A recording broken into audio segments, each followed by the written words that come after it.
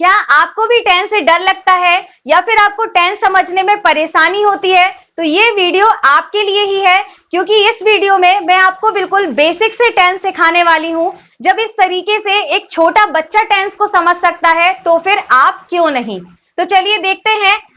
Tense जो होता है उसको हिंदी में बोलते हैं काल या फिर समय।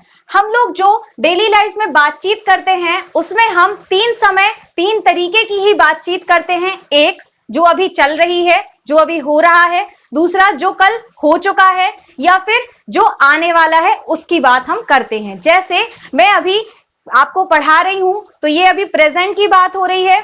मैं कल पढ़ा रही थी तो ये बीते हुए कल की बात हुई, और मैं आपको कल पढ़ाऊंगी ये आपके आने वाले कल की बात हुई। बस इन्हीं तीन समयों के बारे में हम बातचीत करते हैं। तो आप जानते हैं कि जो काल होता है वो तीन तरह का होता है।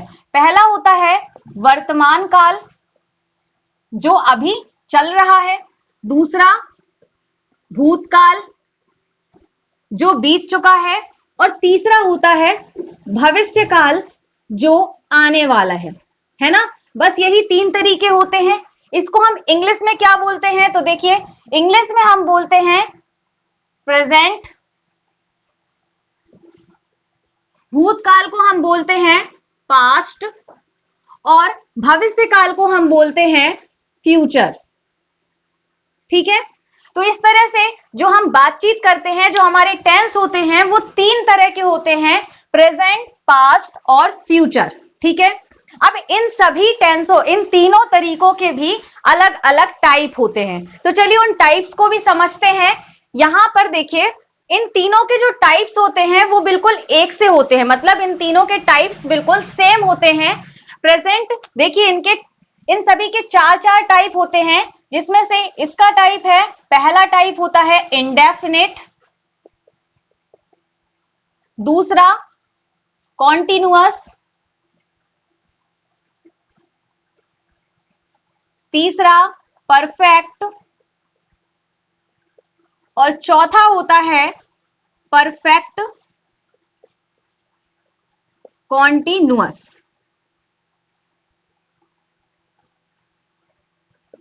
इसी तरीके से पास्ट के भी यही नाम होते हैं, इंडेफिनिट, कॉन्टिन्यूअस, ठीक है, फिर होता है परफेक्ट, और फिर होता है परफेक्ट कॉन्टिन्यूअस।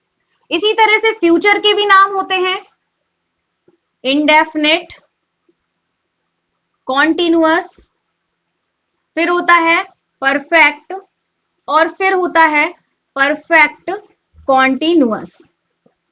अब कई लोगों को ये इसके टाइप्स जो है वो याद करने में बहुत ही दिक्कत होती है। तो देखिए, आप इसको बहुत ही आसानी से याद कर लेंगे। अभी मैं आपको एक तरीका बताने वाली हूं कैसे। देखिए, आप यहां पर क्या करिए, जो ये टेंस है इसको आप क्या करिए, दादाजी मान लीजिए। क्या बोला? दादाजी। ये टेंस हो गए दादाजी। इन दादाजी के तीन बच्चे हैं। इन तीन बच्चों का नाम ये है प्रेजेंट, पास्ट और फ्यूचर। अब इन तीनों बच्चों के भी चार चार बच्चे हैं। ये देखिए, इंडेफिनिट, कॉन्टिन्यूअस, परफेक्ट और परफेक्ट कॉन्टिन्यूअस। इसी तरह से इनके भी चार बच्चे हैं, और इसी तरह से इनके भी चार बच्चे हैं। अब दिक्कत क्या हुई कि इन सभी बच्चों के नाम जो है, देखिए, पहले बच्चे का नाम इंडेफिनिट, इसके भी बच्चे का नाम इंडेफिनिट, और इसके भी बच्चे का नाम इंडेफिनिट। इसी तरह से इनका दूसरा बच्चा कॉन्टिन्यूअस, इसका भी कॉन्टिन्यूअस, और इसका भी कॉन्टिन्यूअस। तो अब दादाजी जो थे, टेंस दादाजी, इन्हें बड़ी परेशानी होती थी जब ये बच्चों को बुलाया करते थे कि इंडेफिनिट जरा यहां आना। तो अब ये तीनों इंडेफिनिट कंफ्यूज हो जाते थे। ये तीनों इंडेफिनिट कंफ्यूज हो जाते थे कि आखिर किसको बुलाया है। तीनों के बीच में होने लगती थी लड़ाई कि नहीं, मुझे नहीं बुलाया, तुझे बुलाया, वो कहे तुझे नहीं बुलाया, मुझे बुलाया। अब तीनों के बीच में लड़ाई होने लग गई। इसी तरह से जब दादाजी कॉन्टिन्यूअस को बुलाते तो कॉन्टिन्यूअस, जो तीनों कॉन्टिन्यूअस हैं, वो भी लड़ाई करने लग जाते। तो दादाजी हो गए परेशान। अब दादाजी को समझ नहीं आ रहा था कि आखिर क्या करूं। मुझे एक इंडेफिनिट को बुलाना होता है और तीनों के तीनों आके खड़े हो जाते हैं। अगर मैं एक कॉन्टिन्यूअस को बुलाता हूं तो तीनों कॉन्टिन्यूअस आके खड़े हो जाते। तो उन्हें बड़ी दिक्कत हुई। तो उन्होंने एक आइडिया सोचा, क्या कि अगर मुझे इंडेफिनिट वाले बच्चे मतलब प्रेजेंट वाले बच्चे को बुलाना है, अगर मुझे प्रेजेंट वाले बच्चों को बुलाना है तो मैं क्या करूंगा, प्रेजेंट के साथ बुलाऊंगा, प्रेजेंट इंडेफिनिट यहां आना, तो ये वाला बच्चा समझ जाएगा कि हाँ हाँ मेरी बात हो रही है, मुझे बुलाया गया है। इसी तरीके से जब मुझे बुलाना होगा तो मैं प्रेजेंट कॉन्टिन्यूअस को बुला लूंगा, इसी तरह से प्रेजेंट परफेक्ट और इसी तरह से प्रेजेंट परफेक्ट कॉन्टिन्यूअस। इसी तरह से यहां पर जब उन्हें पास्ट के बच्चों को बुलाना होगा तो past indefinite, past continuous, past perfect और पास्ट परफेक्ट कॉन्टिन्यूअस, तो कोई भी कंफ्यूजन नहीं होगी। इसी तरह से फ्यूचर के लिए भी future indefinite, future continuous, future perfect और फ्यूचर परफेक्ट कॉन्टिन्यूअस। तो इस तरह से यहां पर दादाजी की भी प्रॉब्लम सॉल्व हुई और आपकी भी प्रॉब्लम सॉल्व हो गई होगी। हमने अभी समझा कि जो टेंस है उसके 3 टाइप्स होते हैं, प्रेजेंट, पास्ट और फ्यूचर, और उन तीनों के भी 4-4 बच्चे होते हैं, उन चारों के नाम भी बिल्कुल सेम है, present indefinite, present continuous, present perfect, present perfect continuous. इसी तरह से पास्ट की बात होती है और इसी तरह से फ्यूचर की बात होती है। तो ये तो आपको टाइप्स आ गए होंगे समझ में।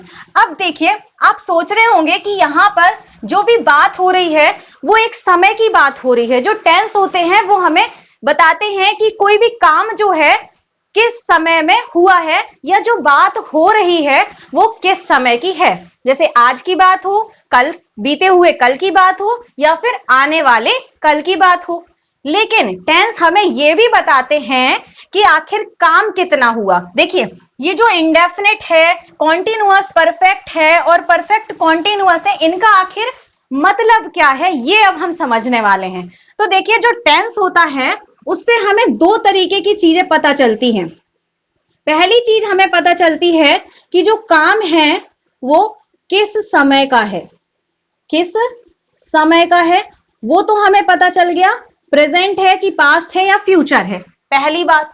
और दूसरी बात हमें पता चलता है कि आखिर जो काम है वो कितना हुआ है, काम कितना हुआ है, इसके बारे में भी हमें पता चलता है। और वो पता चलता है हमें प्रेजेंट के मतलब इंडेफिनिट, कॉन्टिन्यूअस, परफेक्ट और परफेक्ट कॉन्टिन्यूअस, इनसे पता चलता है। कैसे, देखिए अब हम इसको समझ लें। तो यहां पर देखिए, जैसे इंडेफिनिट की बात करें, हाँ इंडेफिनिट की बात करें तो इंडेफिनिट से हमें यह पता चलता है कि कोई भी काम जो है हुआ है, कोई भी काम होता है, बट वो कब से शुरू हुआ कब खत्म होगा ये हमें पता नहीं चलता है। इसीलिए इंडेफिनिट, देखो आप डेफिनेट से यहां पे समझ सकते हो, अगर इतने वर्ड की बात करी जाए तो ये है डेफिनेट। हम डेफिनेट मतलब कहते हैं पक्का, है ना, मतलब इसका उल्टा हो गया इंडेफिनिट, मतलब जो काम है वो होता है बट हमें उसके बारे में पक्की जानकारी नहीं मिलती कि वो कब से शुरू हुआ और कब तक चलेगा या कब खत्म होगा, है ना। इसीलिए इसको हम बोलते हैं अनिश्चित। ठीक है, दूसरा हमारा है कॉन्टिन्यूअस। इसका क्या मतलब है देख लीजिए, कॉन्टिन्यूअस। अब कॉन्टिन्यूअस शब्द जो है, आप देखिए कंटिन्यू, कॉन्टिन्यूअस मतलब क्या हुआ, कंटिन्यू, और कंटिन्यू का मतलब होता है लगातार चलते रहना। तो इसीलिए यहां पर जो काम होता है वो लगातार चलता रहता है, लगातार चलता या चल रहा है, ऐसा लिख लीजिए, वो काम अभी भी लगातार चल रहा है। इस तरह से हम समझ सकते हैं। जैसे हमने टेंस लिखा एक, मैं पढ़ा रही हूं, तो देखिए अभी क्या है, मैं पढ़ा रही हूं, इसका मतलब है कि यहां पर पढ़ाने का जो काम है वो अभी चल रहा है ना, मतलब ये अभी क्या है, कॉन्टिन्यूअस टेंस के अंतर्गत आएगा। अब इसी तरह से परफेक्ट की बात होती है, तो देखिए परफेक्ट, बिल्कुल नाम से हमें समझ में आ रहा है कोई भी चीज परफेक्ट है। परफेक्ट कब होती है, जब वो पूरी तरह से कंप्लीट हो चुकी होगी, तभी तो हम उसको परफेक्ट बोलेंगे। तो इसका मतलब है यहां पर जो काम होगा परफेक्ट में वो पूरा हो चुका होगा, पूरा हो चुका है। इस तरह का जो काम होगा वो आएगा हमारे परफेक्ट के अंदर। अब इसी तरह से एक लास्ट बचा है परफेक्ट कॉन्टिन्यूअस। परफेक्ट कॉन्टिन्यूअस, इसमें क्या होता है, देखिए अभी हमने कॉन्टिन्यू के बारे में बात करी कि कॉन्टिन्यूअस में क्या होता है, लगातार अभी काम जो है वो चल रहा है, और परफेक्ट में काम पूरा हो चुका है, ये हमने समझा। इसमें क्या होगा, इसमें जो काम है वो कब से चल रहा है, मतलब हमें टाइम भी पता होगा कि कब से वो काम चल रहा है। यहां पर तो लगातार चल रहा है, जैसे मैं पढ़ा रही हूं, बट यहाँ पर टाइम नहीं लिखा है कि मैं कब से पढ़ा रही हूं, है ना।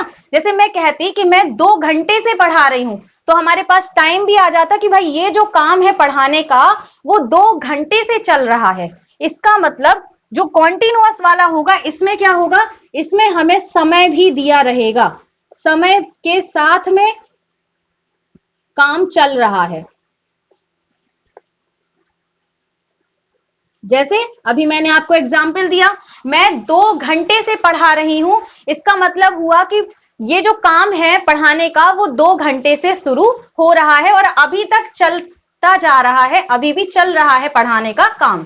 तो आप समझ गए होंगे कि ये जो इंडेफिनेट है, कॉन्टिन्यूअस है, परफेक्ट है और परफेक्ट कॉन्टिन्यूअस है, इनका क्या मतलब है ना।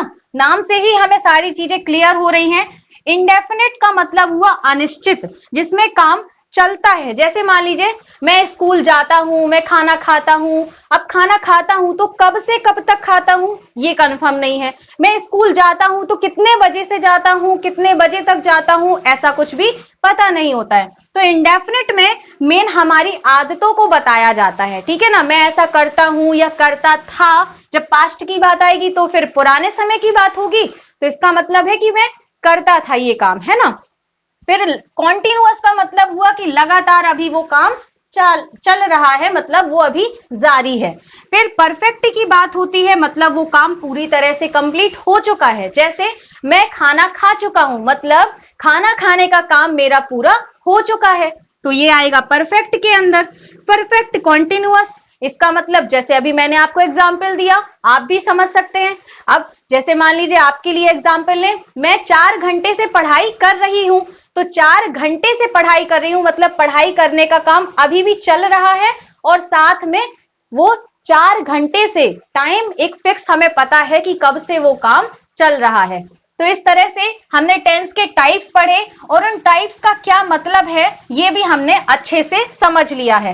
अब हमें टेंस के लिए कुछ इंपॉर्टेंट चीजें जाननी होंगी कि कोई भी सेंटेंस जो होता है वो आखिर बनता किस किस चीज से है ना। तो उसको भी हम जल्दी से समझ लेते हैं। तो देखिए कोई भी जो सेंटेंस बनता है वो 3 चीजों से मिलकर बना होता है। पहला हमारा होता है इसमें सब्जेक्ट, दूसरा होता है वर्ब, और तीसरा होता है ऑब्जेक्ट। इन 3 चीजों से ही कोई भी सेंटेंस बनता है।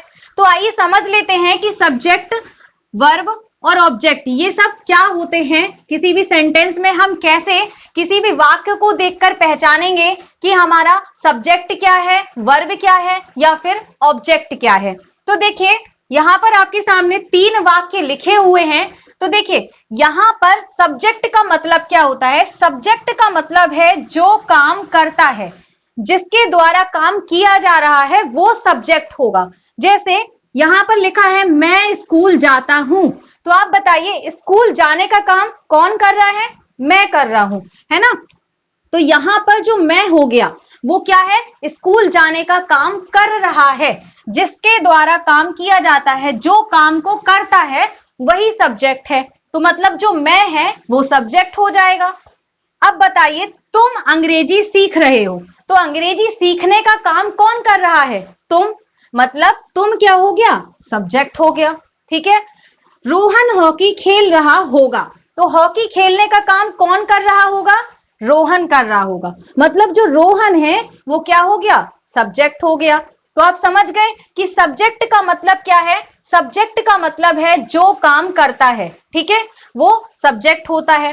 अब सब्जेक्ट भी हमारे 2 तरीके के होते हैं, एक होता है सिंगुलर और दूसरा होता है प्लूरल।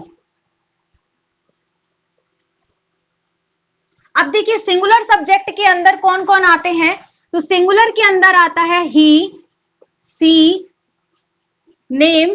इसको हो सके तो आप अपनी कॉपी में नोट भी कर लीजिएगा ताकि याद हो जाए आपको।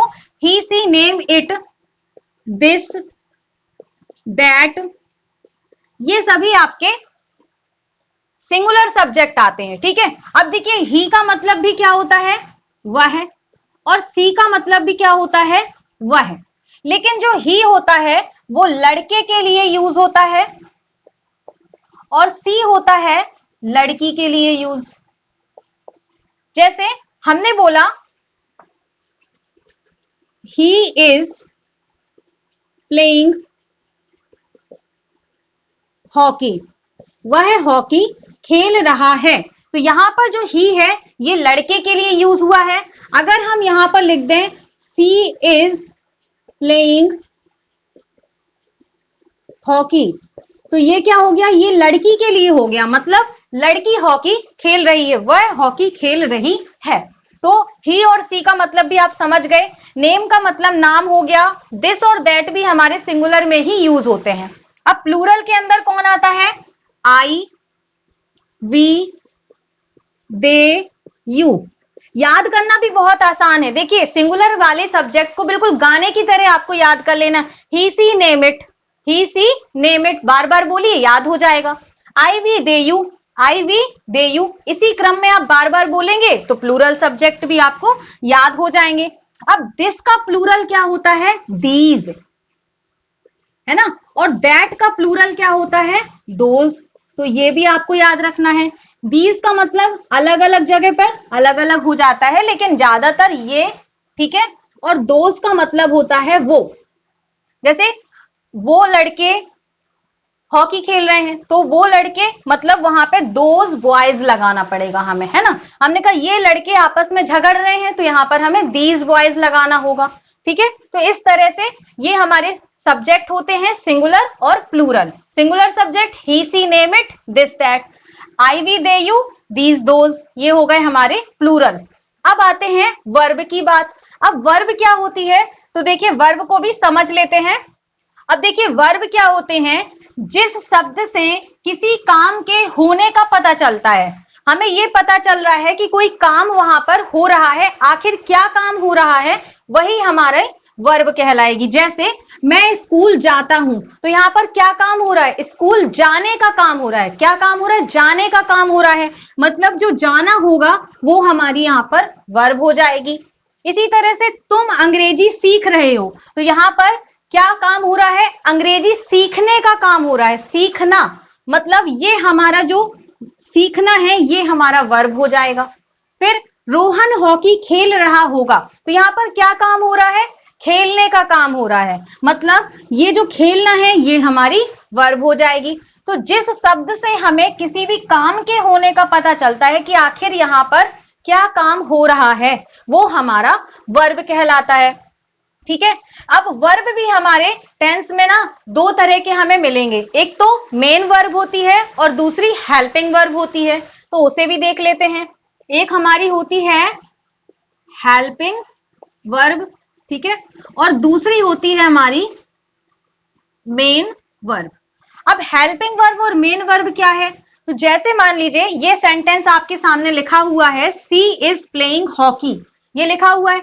अब देखिए ये सी तो क्या हो गया, ये हमारा सब्जेक्ट हो गया। ठीक है, ये हमने अभी समझ लिया। अब यहां पर जो ये प्ले है ये हमारा खेलने का काम हो रहा है ना, तो मेन वर्ब हो जाएगा ये। और जो इज है ये हमारी हेल्पिंग वर्ब हो जाएगी। ठीक है, ये हमारी मेन वर्ब है और ये हेल्पिंग वर्ब हो गया। अभी ये आगे क्या होगा, ऑब्जेक्ट होगा, इसे भी अभी हम समझेंगे। तो हमारी जो वर्ब होंगी सेंटेंस में वो दो तरह की हमें मिलेगी, एक तो हेल्पिंग वर्ब मिलेगी और दूसरी मेन वर्ब होगी। अब हेल्पिंग वर्ब कौन कौन सी होती है, बहुत सारी होती हैं, मैं आपको कुछ एग्जाम्पल के लिए बता रही हूं। हम जैसे जैसे आगे आगे टेंसेस को पढ़ेंगे वैसे वैसे सारी जो हेल्पिंग वर्ब है उनको अभी समझेंगे, कहाँ किसका यूज होता है। और अभी वीडियो के लास्ट में मैं आपको इसके बाद में ही आपको अभी बस सभी टेंसेस में जो हेल्पिंग वर्ब यूज होती हैं उनको भी पूरा एक्सप्लेन करने वाली हूं। ठीक है, तो आप वीडियो में बने रहिए, देखिए। हेल्पिंग वर्ब क्या है? Is, am, are, do, does, ये होती हैं। वॉज, वर, इस तरह से अलग अलग हेल्पिंग वर्ब होती हैं। विल, शैल भी होती है। इस तरह से हेल्पिंग वर्ब बहुत सारी होती हैं जिनका हमारे टेंसेस में यूज होता है। अब जो मेन वर्ब है वो क्या होती है? मेन वर्ब में आपको मेन रूप से देखिए यही आपकी वर्ब है एक तरीके से, जिससे हमें काम करने का पता चल रहा है ना। तो जो मेन वर्ब होगी ना उसमें हिंदी वाले वाक्य में लास्ट में आपको क्या मिलेगा? ना मिलेगा। लास्ट में ना मिलेगा आपको ज्यादातर। बस आपको वही समझना है कि वही आपकी वर्ब है। जैसे यहां पर मैं स्कूल जाता हूं तो हमने कहा था जाना। यहां पर वर्ब क्या है? जाना। तो देखिए यहां पर ना आ रहा है लास्ट में। यहां पर क्या है वर्ब आपकी? सीखना, है ना। तो ये जो सीखना है इसमें देखिए लास्ट में क्या आ रहा है? ना आ रहा है, तो ये वर्ब हो गई। खेलना, तो खेलना लास्ट में क्या आ रहा है? ना आ रहा है, मतलब ये हमारी जो होंगी वो मेन वर्ब हो जाएंगी। तो इस तरह से देखिए आप खेलना, उठना, बैठना, पीना, खाना, रोना, नाचना, गाना, जो भी आप बोलेंगे उसमें लास्ट में ज्यादातर आपको ना मिलेगा। तो वो आपकी पहचान हो गई मेन वर्ब की कि उसके लास्ट में आपको ना मिलेगा। जैसे अब जो मेन वर्ब होती है, मेन वर्ब के भी हमारे मेनली तीन टाइप होते हैं, तीन होते हैं ना। वी फर्स्ट होता है, वी सेकेंड होता है और वी थर्ड होता है। जैसे हमने लिखा गो, गो का मतलब क्या होता है? जाना, तो लास्ट में ना आ गया देखिए। अब गो का सेकेंड फॉर्म क्या होता है? वेंट, और थर्ड फॉर्म होता है गॉन। इसी तरह से कम का लिखे तो कम मतलब होता है आ ना, देखिए ना आ गया तो कम, फिर केम और कम। इस तरह से ये वर्ब के फॉर्म होते हैं। अब ये जो वर्ब के फॉर्म है ये तो आपको याद ही करने होते हैं। जितने ज्यादा आप वर्ब के फॉर्म याद रखेंगे उतने ही अच्छे से आप अलग अलग तरह के सेंटेंसेस को बना पाएंगे। तो अगर आप चाहें तो आप मुझे बताइए कमेंट करके, तो मैं आपको एक अगली जो वीडियो आएगी उसमें मैं आपको बहुत सारी इंपॉर्टेंट वर्ब भी बता दूंगी, ठीक है ना। तो आप उनको याद कर लीजिएगा ताकि जब आप सेंटेंसेस बनाएं तो आपको बहुत ही आसानी से उसकी वर्ब पता होगी, तभी तो आप सेंटेंस अच्छे से बना पाएंगे। तो इसीलिए आप मुझे बताइएगा, अगर आप कहेंगे तो मैं वर्ब के ऊपर भी एक अलग से वीडियो बना दूंगी। तो यहां पर हमने वर्ब पढ़ी, helping verb is, am, are, do, does, ऐसे बहुत सारी होती हैं। मेन वर्ब इसमें क्या होगा? लास्ट में ज्यादातर हमें ना मिलेगा, उससे हम पहचान सकते हैं कि आखिर वर्ब क्या है। वर्ब हमारी मेनली तीन टाइप की होती हैं, लेकिन आगे जैसे जैसे अभी और हम अपनी सुविधा के लिए हमने क्या किया कि हमने जो है यहाँ पर 4 और 5 नंबर की भी वर्ब बना दी है। लेकिन अगर आप 3 तक की याद रखते हैं तो आपको आसानी से याद रहेंगी। ये जो V4 वाला टर्म होता है उसमें क्या होता है? उसमें आपका ING वाला फॉर्म जुड़ जाता है, ठीक है ना। और जो ये वाला होता है इसमें ES और S वाला फॉर्म जुड़ता है। तो ये आपको याद रखने की जरूरत नहीं। अगर आपने 3 फॉर्म याद रख लिए तो ये तो आप अपने आसानी से खूब कर सकते हैं, ठीक है ना। इसको समझने बस की बात है। अगर 3 फॉर्म आपको याद करने ही होंगे, इनको आपको याद करना होगा, तो आप मुझे बताइएगा।